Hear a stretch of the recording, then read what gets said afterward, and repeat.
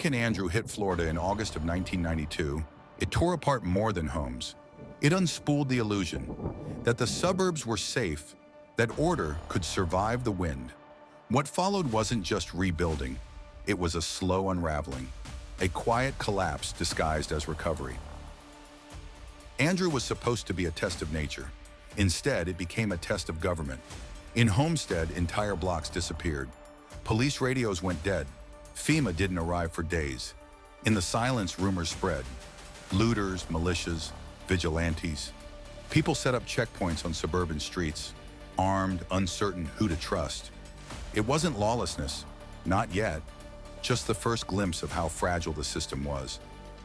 The official story was one of heroism and unity, but beneath it, something darker was happening.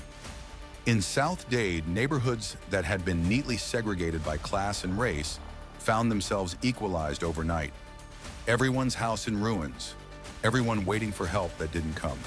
For a few days, it was a kind of social experiment. What happens when comfort vanishes and no one is in charge? Within months, the story changed. The chaos was rewritten into resilience. The disaster became a brand, Florida Strong. But resilience is a word that hides exhaustion. It shifts the burden from institutions to individuals, from prevention to endurance. The storm passed, but the damage became permanent. Stricter building codes, yes, but also new inequalities, as developers bought up the wreckage cheap and rebuilt for the wealthy.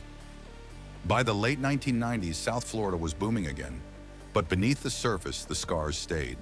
The families who never came back, the workers who built the new city and could no longer afford to live there, the promise that nature could be engineered, contained, forgotten.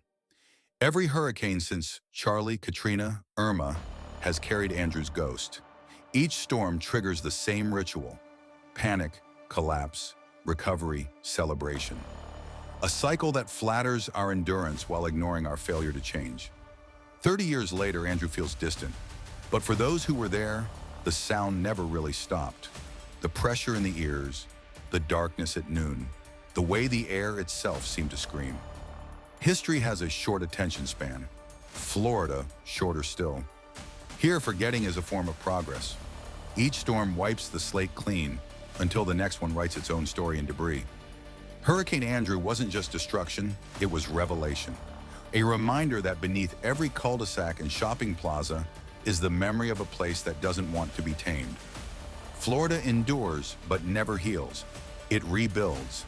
Brighter, bigger, closer to the sea, as if daring the wind to return. Florida's beauty has always been fragile. It's not a promise, it's a pause. Between the storms, between the stories, the land waits, and the wind remembers everything we've tried to forget.